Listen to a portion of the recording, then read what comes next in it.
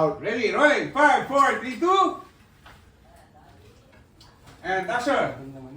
So yun na nga ate. Di ba kasali ako sa hotel yun sa prom? So kailangan maganda yung damit ko, di ba? May nakita ka ba ng balagaw na pwedeng rentahan?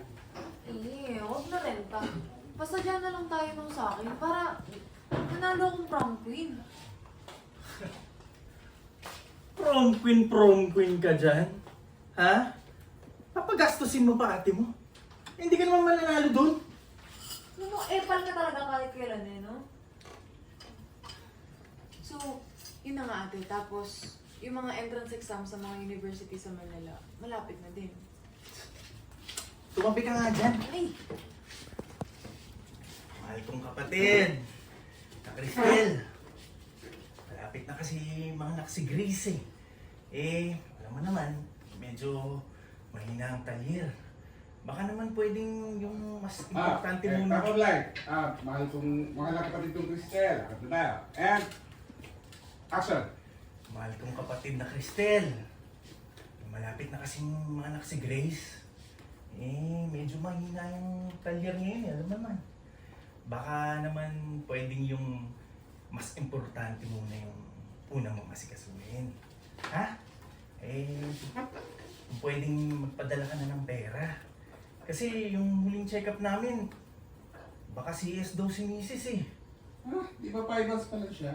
Bakit kailangan mo na ng pera? Ano? Oy. Eh, Pati sa akin dalawa dyan, ang baho-baho mo. Isa ka pa. Isa, lumayo ka din dyan. Anak! Magbe-birthday na si mama. Magsi-65 na ako, anak. Kakabiyatin mo naman akong bigyan ng pang-birthday kahit 30 kyaw lang. Diba? ay nako. Taon-taon ka nagba-birthday ng marangya.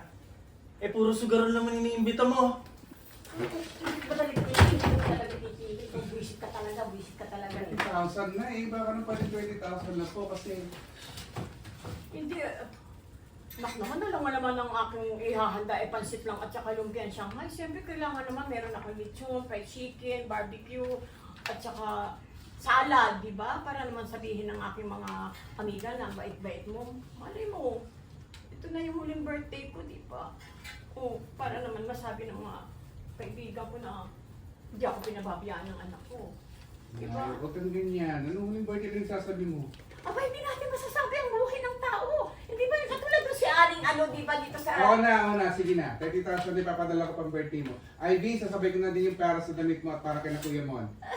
Talaga. Thank you. Maraming salamat. Talagang love na love mo ako. Sige na, basta ikaw. Lahat bibigay ko hanggang kaya. Sige na, manonood ka ng teleserye. I love you. Grace! Ay. Okay lang ba dyan? Huwag ka masyado magtrabaho dyan. Baka napaano si baby. Okay lang ako, Cristel. Sige na, anak.